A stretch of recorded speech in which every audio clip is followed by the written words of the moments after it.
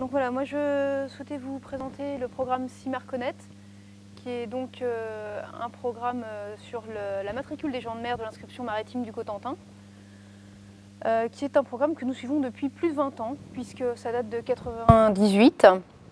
Donc le sigle CIMAR-Connect, c'est consultation de l'inscription maritime du Cotentin sur Internet. Si vous mettez en gros les lettres bout à bout, vous arrivez à CIMAR-Connect.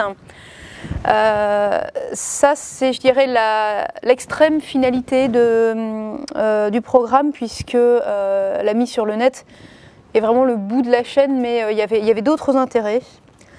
Alors, je suis en train de réviser à vitesse grand V mon intervention, puisque j'avais prévu de vous présenter un peu l'inscription maritime, mais je suis en train de dire que ça n'a aucun intérêt, parce que vous connaissez tous ça par cœur.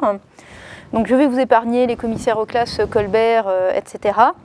Je vais juste vous montrer un peu à quoi ça ressemble pour le Cotentin. Puisque dans le Cotentin, on a la chance d'avoir une inscription maritime qui commence assez tôt. On a des registres du début du XVIIIe siècle. Les premiers sont ceux de Granville en 1706. Alors je crois que j'en ai pas retrouvé numérisé au moment de partir. Non, ça c'est un peu plus tardif. Je n'arriverai pas à l'avoir. Ça c'est un peu plus tardif, mais 1706, on a des registres matricules qui sont vraiment extrêmement succincts, c'est-à-dire qu'en gros, pour chaque année, il y a marqué mort, pas mort, mort ou goûteux, ou ne navigue plus. C'est vraiment, on voit bien la finalité de départ de l'inscription maritime qui est est-ce que cette personne est bonne pour le service, oui ou non. Mais c'est quand même des données intéressantes parce que déjà ça veut dire que les gens ils sont là, on sait s'ils sont aptes au service, on sait éventuellement s'ils sont prisonniers, il y a des notions quand même qui peuvent être intéressantes. Là je vous ai montré, je vais vous montrer un peu l'évolution de l'inscription maritime, la façon dont elle se précise petit à petit dans le Cotentin. Donc là c'est 1726, ça c'est un registre, si je ne m'abuse, de Cherbourg. Donc si on regarde d'un peu plus près, on voit qu'on a quand même quelques mentions. Là, pour Louis, il s'appelle Duchesne, celui-là. Louis Duchesne, expédié pour le voyage de Guernesey. Donc il est dans les îles anglo-normandes, expédié pour faire le voyage de La Rochelle. Ensuite, 1727, il est en Hollande. 1728, il est allé à Caen. Donc voilà, on a vraiment des mentions qui servent juste à pister le marin, on va dire. L'intérêt pour le marin lui-même et pour la vie du marin n'est pas évident. Ensuite, je suis désolée, je n'ai pas mis en diaporama. Ensuite, on va voir fin 18e, quelque chose qui est un peu plus précis. Déjà, on a un formulaire. On va voir un signalement qui est un peu plus important aussi. Alors, ils ont tendance ça doit être Cherbourg, ça, parce qu'ils ont tendance à tenir ça un peu comme... non, c'est Granville, comme des cochons. Donc, c'est barré de partout. Mais voilà, on va retrouver des mentions biographiques qui sont aussi assez succinctes. Alors je ne sais pas du tout, c'est quelque chose que j'aurais bien aimé creuser un peu, mais je n'ai pas eu le temps. Je ne sais pas du tout si c'est pareil dans les autres. Oui, voilà, on pourra en discuter un peu, mais voilà, est-ce que c'est aussi succinct, est-ce que c'est plus précis, je ne sais pas. Très bien. Voilà, donc après, on arrive, alors là c'est un peu la même période, mais avec un peu plus c'est un peu plus tardif, 88, donc un peu plus de détails, ça commence à ressembler un peu plus à l'enregistrement systématique qu'on a par la suite. Je vais peut-être quand même réussir à trouver un diaporama là-dessus. Non, donc c'est pas grave. Tant pis, je vais continuer comme ça. Voilà, donc là j'ai mis juste un détail. Donc là on arrive donc sur une autre forme de fiche, donc ça c'est Cherbourg.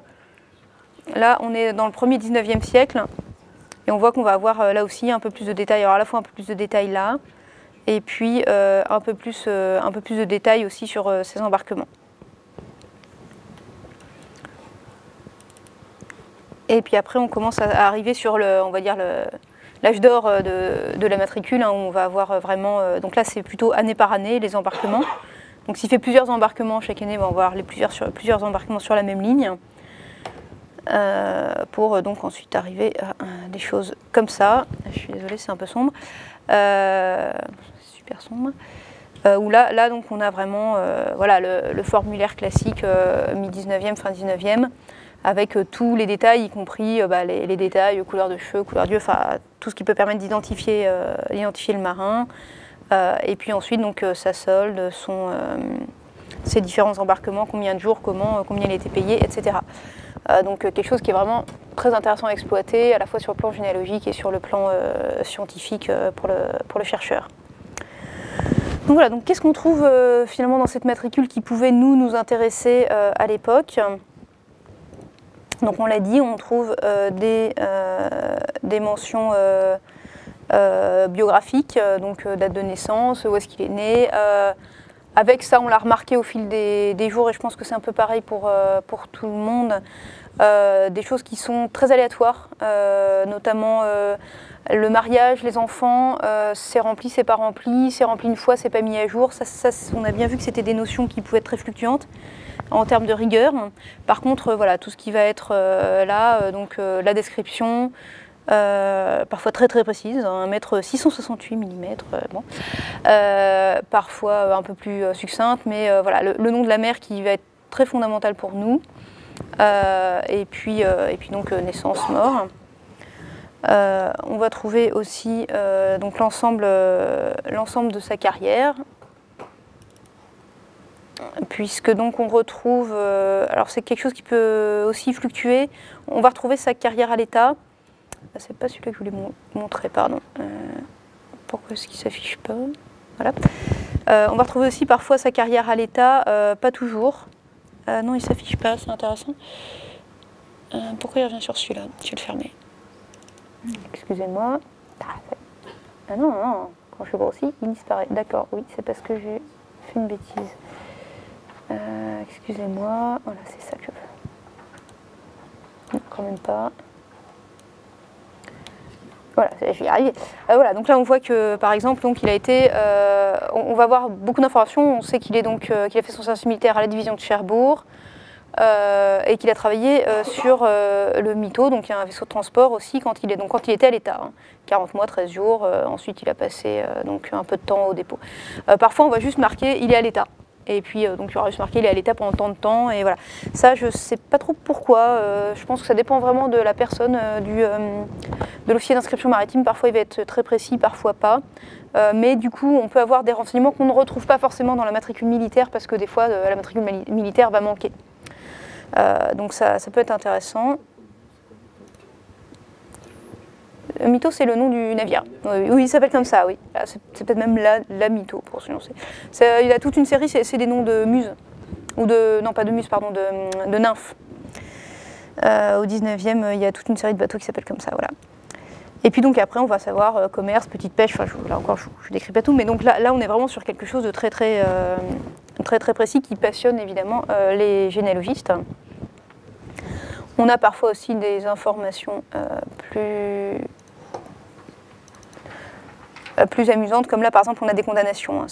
Ah, je ne vais pas y arriver. Donc voilà, là par exemple il a été condamné par le tribunal de Dunkerque à 4 mois de prison pour violence et fait de rébellion.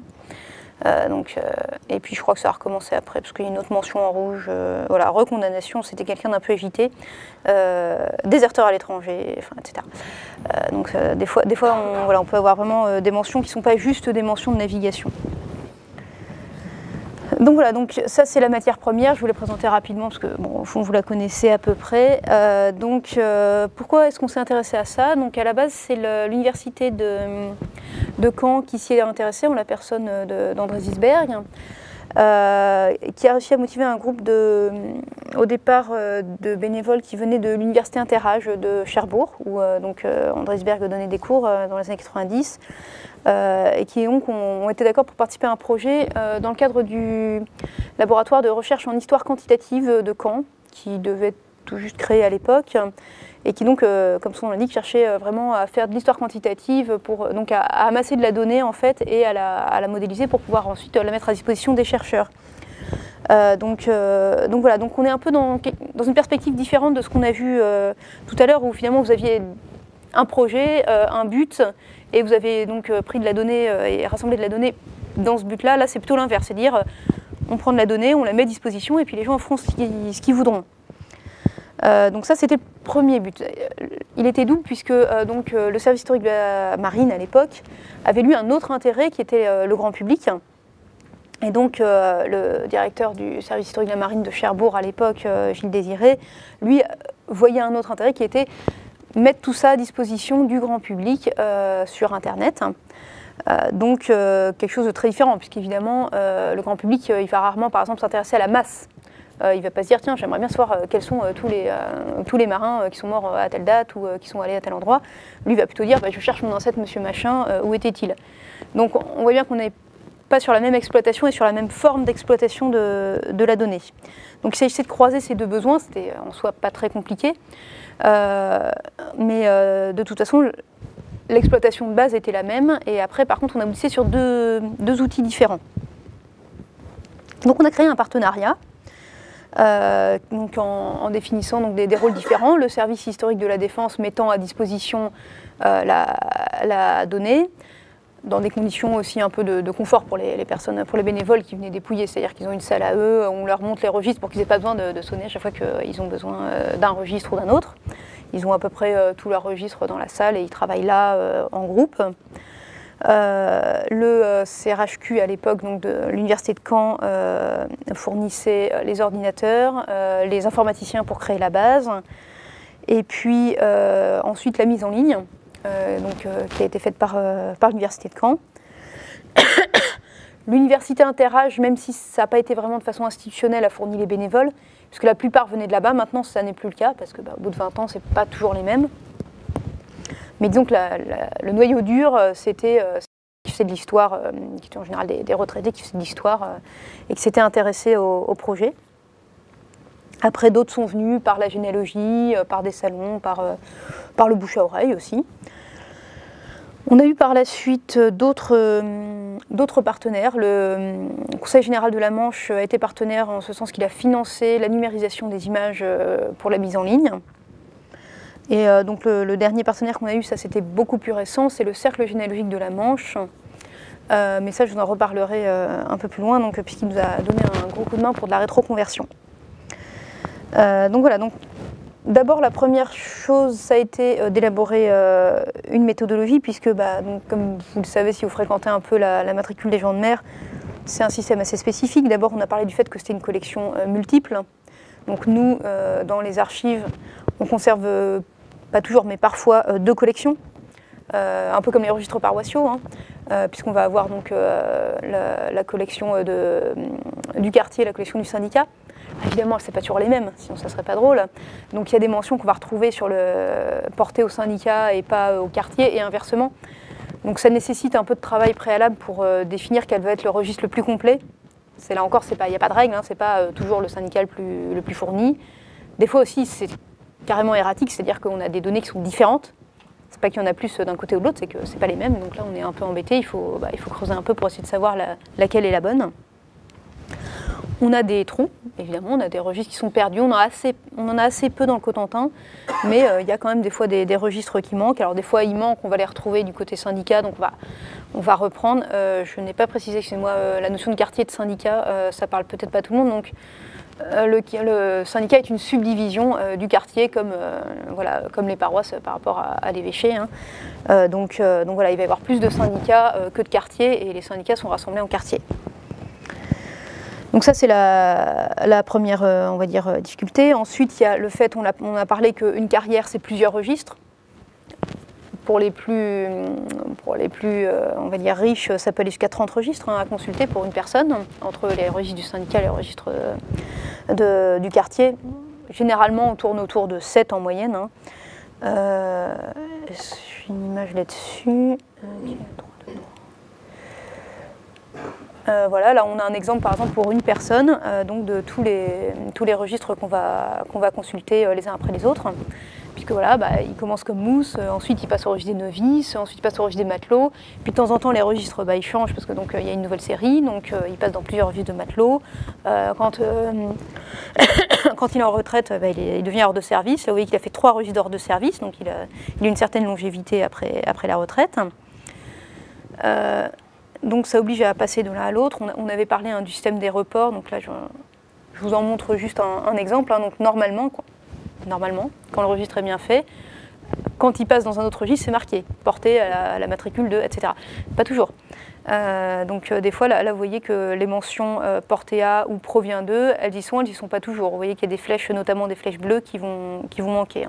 Donc des fois, il faut aussi un peu jongler entre les différents registres. Il y a aussi le système des séries qui fait que de temps en temps on arrête officiellement, partout en France, on arrête un registre et on dit maintenant on va ouvrir un nouveau registre parce que c'est vrai qu'en gros il n'y a plus de place en bas, ce qui oblige à mettre des feuilles volantes, ce qui est à peu près la pire chose qui puisse arriver à un registre. Et un archiviste aussi, tout à fait, oui, et à la personne qui va numériser et à la personne qui va l'exploiter, on est bien d'accord. Donc pour éviter ça, gentiment, au 19e, de temps en temps, changer de registre. Donc voilà. On a la problématique aussi des reliures, on en a parlé, les registres ils n'arrivent pas comme ça, et ça on le voit très bien quand on regarde les registres eux-mêmes. Je crois que j'en ai mis une photo, mais je ne suis pas tout à fait sûre. J'en avais une pourtant. Donc oui, on va... Voilà, si c'est celle-là, pardon. Voilà, donc là vous voyez un exemple de registre. Je n'ai pas pris les plus beaux parce que sinon c'était pas drôle. Mais vous voyez que les reliures sont très différentes, un peu anarchiques, parce que tout simplement, effectivement, ce sont des liasses en fait qui sont reliées ensuite. Donc quand on a de la chance, elles sont reliées dans l'ordre. Quand on n'a pas de chance, elles ne sont pas reliées dans l'ordre. Quand on a de la chance aussi, voilà, il y a des mentions dessus, des fois il n'y en a pas. Bon, j'ouvre une toute petite parenthèse, il y a aussi la question de l'état des registres qui a pu poser problème des fois parce qu'il y a des registres qu'il a fallu faire restaurer avant de les manipuler parce qu'ils n'étaient absolument pas manipulables en l'état. On n'en a pas eu beaucoup, mais on en a eu. Bon, là, on se heurte immédiatement à un problème d'abord matériel, c'est quand même quelques mois d'absence, un registre qui part en restauration, et puis il faut l'argent pour le faire restaurer, donc il faut le prévoir, il faut le budgéter. Donc ça a pu à des moments ralentir aussi un peu le rythme. On a eu de la chance, ce n'est pas les registres les plus abîmés qu'on a eu à consulter pour s'y reconnaître. Les plus abîmés chez nous, malheureusement, étant ceux de Fécamp, et donc voilà, Fécamp n'est pas dans le Cotentin, tout va bien. Mais ça sauf pour eux. Mais maintenant ils sont restaurés, tout va bien. Donc voilà, si vous regardez, vous voyez qu'on a vraiment... Et là encore, j'ai quelques très jolies reliures en indienne, en coton. Là, on voit qu'on a utilisé des vieux parchemins pour relier. Là, des fois, c'est du carton. Des fois aussi, j'ai des reliures au scotch. Là, ça, c'est une espèce de velours abominable qui attire la moisissure. Enfin, on a un peu de tout. Là, vous voyez, ceux qui sont dans des cartons, c'est parce qu'il n'y a plus de reliure. Donc ça aussi, c'était une donnée qu'il fallait prendre en compte pour anticiper la consultation, que les bénévoles ne se retrouvent pas d'un coup et dire là on voudrait ce registre-là, et qu'on leur dise non, celui-là vous ne pouvez pas le toucher, c'est pas possible. Donc ça a nécessité aussi un peu de préparation. Et puis déjà il a fallu borner le programme. Donc bon, la borne...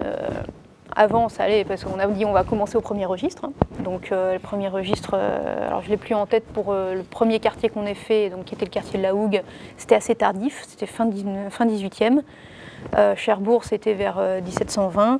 Et donc là, actuellement, Granville, le troisième quartier du Cotentin, c'est 1706, c'est le plus ancien. Et puis la borne donc, extrême dans l'autre sens, on a choisi 1885, tout simplement parce que ça correspondait aux dates de communicabilité des documents à l'époque, en 98. Alors ça n'est plus le cas aujourd'hui, puisque depuis il y a la loi sur les archives de 2008 qui a ouvert beaucoup plus largement ce genre de données. Mais bon, voilà, on n'allait pas recommencer le travail. Donc on a choisi de rester à 1885. On ne se ferme pas la possibilité ensuite, quand on aura fini ça, on a encore un peu de temps devant nous, de reprendre les 50 années suivantes, pourquoi pas. Donc voilà, donc ça c'était pour le cadre. Ensuite, donc, on a dû constituer, alors je vous en parle comme si j'y étais pas, c'était il y a 20 ans, moi il y a 20 ans je n'étais pas archiviste, donc je dis nous, mais c'est pas forcément moi, ce qui fait que sur les parties plus anciennes, je suis pas forcément très au fait de ce qui s'est passé. Bon, en gros, donc on a élaboré une méthodologie, un formulaire, alors on n'a pas travaillé uniquement avec les reports, parce que ça suffisait pas.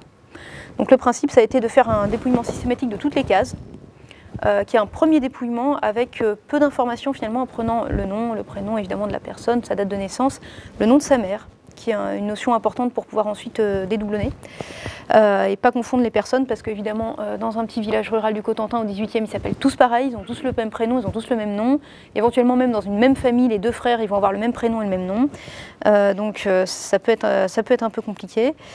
Donc voilà, on a pris vraiment les informations qui nous permettaient d'identifier des individus. Et donc on les liste comme ça, en masse, et ensuite on les rapproche, c'est-à-dire on reconstitue en fait donc les différents registres qui vont correspondre à un individu pour individualiser donc la carrière.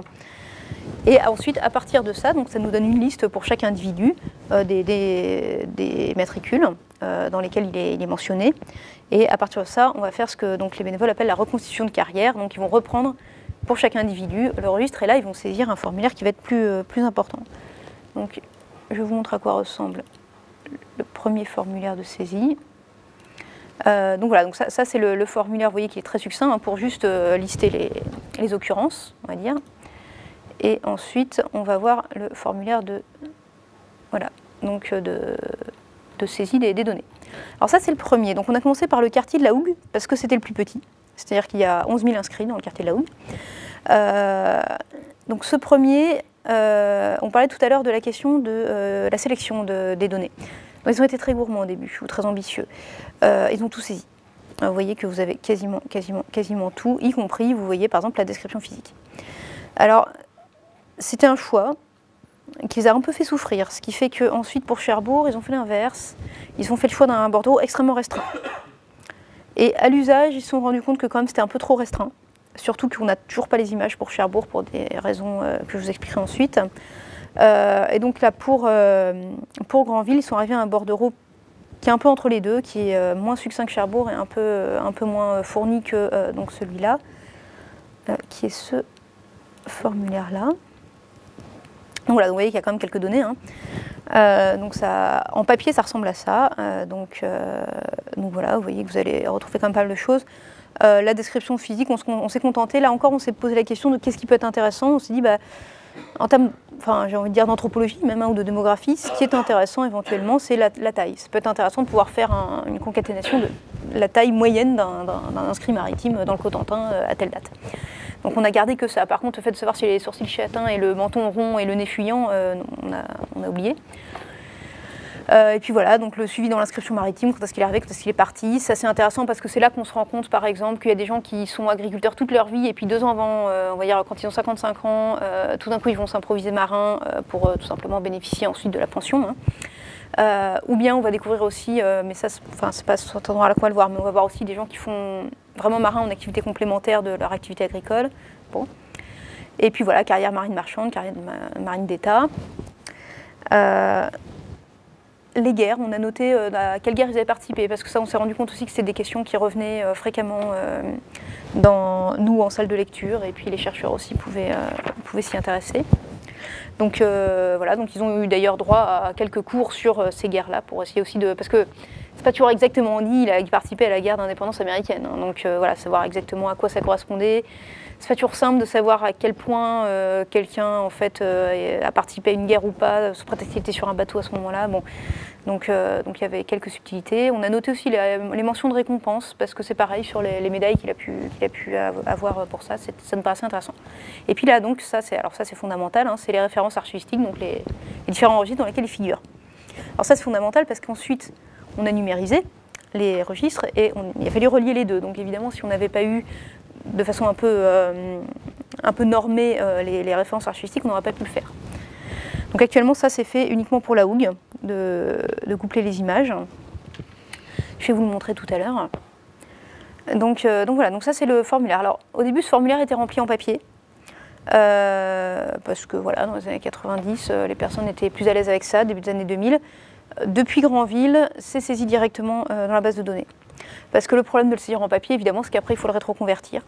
Donc l'Université de Caen payait la numérisation des papiers remplis comme ça, et ensuite la rétroconversion par une boîte privée. Donc ça, c'était pour la Hougue.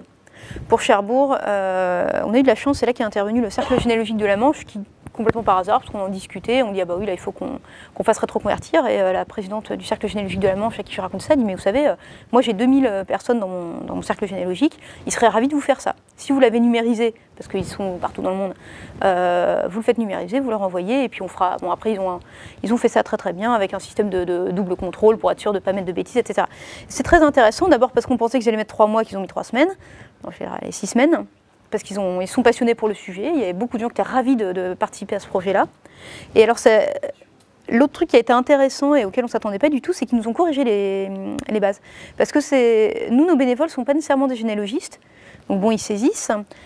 Les généalogistes, eux, ils ont l'œil sur les noms des personnes. Des fois où ils nous ont fait remonter, on se dit écoutez, là on est vachement étonnés, il y a un nom, je sais pas moi, il y a marqué Léna, et pourtant nous on sait que dans ce village-là, il n'y a jamais eu de Léna. Par contre, il y a des Lénés, on se demande s'il n'y a pas une faute effectivement quelque chose qui était une graphie qui a été mal interprétée et tout. Et donc en fait, on a eu beaucoup de corrections comme ça, et ça c'était vraiment une belle plus-value, parce que effectivement, on n'y aurait pas pensé, et on a eu ça.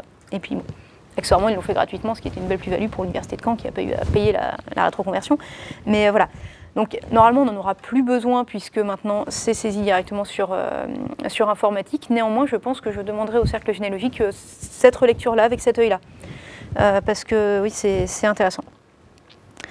Donc voilà, une fois tout ça rétroconverti, c'est rentré dans une base de données qui a été constituée par un ingénieur du CNRS qui travaillait pour le CRHQ. Et ensuite, ça a été mis en ligne via une interface web que je vais vous présenter.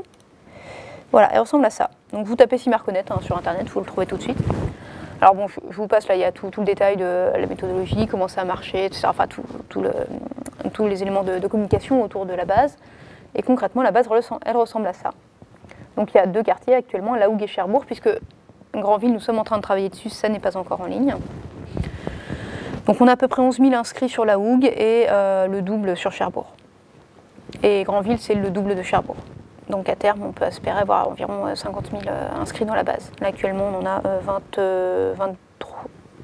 23 000 à peu près, 24 000 je crois. Donc voilà, donc on choisit. Donc généralement, le généalogiste, il va directement là. Et alors, j'ai un bug sur la base, donc j'essaie de trouver un nom simple. Hop, je vais prendre Abraham. Je choisis mon quartier éventuellement ou pas. Je peux préciser, bon là je ne vais pas le faire parce que je vais vous montrer à quoi ça ressemble. Voilà. Et donc là, on va avoir la liste des réponses. Donc on voit que des Abraham, il y en a 43 dans notre base. Et si vous regardez, vous voyez qu'ils sont tous du quartier de Cherbourg, il n'y a pas de quartier de La Hougue. Parce que, ou peut-être non, il n'y en a pas. Parce que voilà, après c'est des anthroponymes qui sont très situés. Vous voyez Barneville. Ils sont essentiellement de Barneville. Donc après, si vous allez sur le détail, donc ça c'est le quartier de Cherbourg. Donc vous allez voir que c'est assez succinct. Voilà. Vous avez donc ces éléments-là, date de naissance, lieu de naissance, ses parents, son épouse, et puis les mentions d'activité. Alors là, c'est aussi parce que c'est une personne qui est qui est du 18e. On va peut-être en prendre un plus récent pour voir si on aurait quelque chose de plus... En plus, ils sont tous très anciens. Oui. Je pas pris bon. Je vais en prendre un autre. Non, là, on a peut-être qu'on a un peu plus de choses. Ouais, non, pas tellement plus. Donc voilà, et puis là on a une référence archivistique et on n'a pas les images. J'ai vu.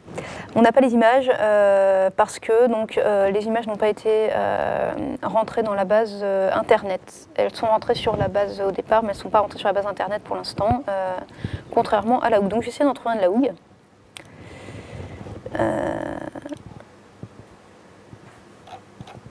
J'en sais rien du tout. Peut-être bien qu'Antoine, ça serait pas mal. On va essayer ça. Voilà. Donc j'en prends un, là, bien aimé Édouard. Donc là, vous voyez qu'on a beaucoup plus de choses. Nous savons qu'il avait un nez aquilin et un menton fourchu. Et puis, voilà. Et donc là, on va voir les images. Voilà, en noir et blanc, comme ça. Donc on a l'ensemble de la page. Ça, c'est du 19e, ouais. Donc voilà. Alors, il faut savoir que la base, elle a un petit bug. Si vous la consultez pour, on va dire, pour vos recherches personnelles, soyez pas surpris, cette base a un bug qui est que quand votre recherche ne ressort qu'une mention, je dois pouvoir vous le faire en live d'ailleurs, ça ne ressort pas. Je crois que c'est le cas peut-être pour celui-là. Voilà. Voilà, donc ça c'est le gros bug. Ça fait 1 an que c'est comme ça, 2 ans que c'est comme ça. S'il n'y a qu'une seule fiche, voilà, s'il n'y a qu'une seule fiche, elle ne sort pas. Ça marchait très bien jusqu'à il y a 2 ans et juste avant son départ, l'ingénieur de recherche a modifié quelques petites choses qu'il fallait modifier avant de partir et il a dû taper sur une touche de trop et voilà. Et donc ça n'est pas corrigé depuis 2 ans. Alors pourquoi c'est pas corrigé depuis 2 ans? J'arrive à ma conclusion. Tout simplement parce que à l'heure actuelle, le CRHQ n'existe plus. Le CRHQ, donc le laboratoire de Caen, a perdu son label CNRS. Donc il a perdu ses ingénieurs de recherche. Donc la base a perdu ses ingénieurs de recherche, il n'y a personne pour s'en occuper à l'heure actuelle. Donc ça veut dire que la mise en ligne des images de Cherbourg n'a pas pu se faire, que ce genre de bug n'est pas corrigé, et que les quartiers de grandes villes qui avancent sur les ordinateurs fixes enfin, on sait pas où. Donc voilà, donc ça c'est pas très drôle, c'est quelque chose auquel nous travaillons et on a des pistes de solutions. Il est probable que le service historique de la Défense va reprendre ça à son compte. Hein. Mais voilà, en attendant, ça fait 2 ans qu'on est un peu dépité parce que voilà, on a quand même un beau travail qui en plus on n'a même pas réussi à faire mettre un truc, attention, il y a quelque chose qui marche pas là. Moi je me dis tiens, mon ancêtre il s'appelait Abgral, je vais voir si on avait un. Bah non, il n'y a pas de marin qui s'appelait Abgral dans le Cotentin. Alors après, si je connais un peu les bases, je vais dire c'est quand même bizarre que le nom il soit marqué, bon. Mais sinon, je vais pas le retrouver. Donc ça, c'est vraiment dommage et on espère le résoudre le plus vite possible. Donc voilà. Après, ça c'est pour on va dire la partie pessimiste. Cela dit, c'est quand même c'est quand même un beau programme. C'est un programme sur lequel surtout on a une longévité des bénévoles qui force mon admiration. Je leur rends hommage ici parce que vraiment, voilà, il y en a, ça fait vraiment 20 ans qu'ils viennent. Alors comment ils marchent? C'est des petits groupes de 3-4 et chacun vient une demi-journée par semaine à peu près. Donc voilà, ils sont une trentaine et j'en ai 3 ou 4 tous les jours qui viennent le matin ou l'après-midi et qui dépouillent comme ça pour l'amour des archives. Alors pas que, c'est-à-dire qu'au départ, l'idée c'était aussi de les faire travailler eux un peu scientifiquement. Donc ils ont, avec André Zisberg, ils ont sorti un livre qui était constitué de plusieurs articles. Chacun a travaillé pareil à 3-4 sur ces articles, qui s'appelle Pêcheurs et gens de mer à la hougue. Ils travaillent sur un deuxième qui est une prosopographie des marins de Cherbourg. Donc ils ont quand même cet intérêt scientifique aussi à côté. Mais c'est pas le cas de tous d'abord, et ils travaillent surtout parce que ça leur plaît et puis qu'ils se sentent utiles. Donc c'est aussi là que nous on a un double devoir qui est à la fois, on sent vraiment une responsabilité vis-à-vis de ça pour continuer le programme par rapport à eux et aussi par rapport au grand public, évidemment ça intéresse beaucoup, comme vous pouvez l'imaginer.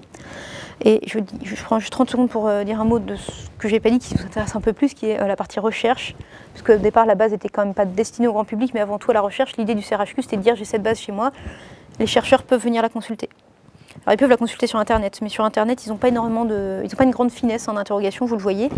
C'était fait exprès par le CRHQ qui voulait que le chercheur passe par eux, en fait. Ils viennent pas piller leurs données, on va dire. Donc voilà, le chercheur qui s'intéresse plutôt, je sais pas moi, à la taille des gens, par exemple, il appelle le CRHQ et il dit bah voilà, moi je suis chercheur, je m'intéresse à ça, est-ce que vous pourriez me fournir la donnée, et voilà. Mais pour le CRHQ, ça donnait aussi une visibilité et puis une raison d'être au programme. Donc c'est vrai que c'est intéressant parce que c'est exhaustif sur une population de toute une zone géographique de à terme 50 000 personnes et ça permet d'avoir tous ces renseignements-là pour faire une vraie recherche en histoire quantitative. Je m'arrête là parce que j'ai plus de temps.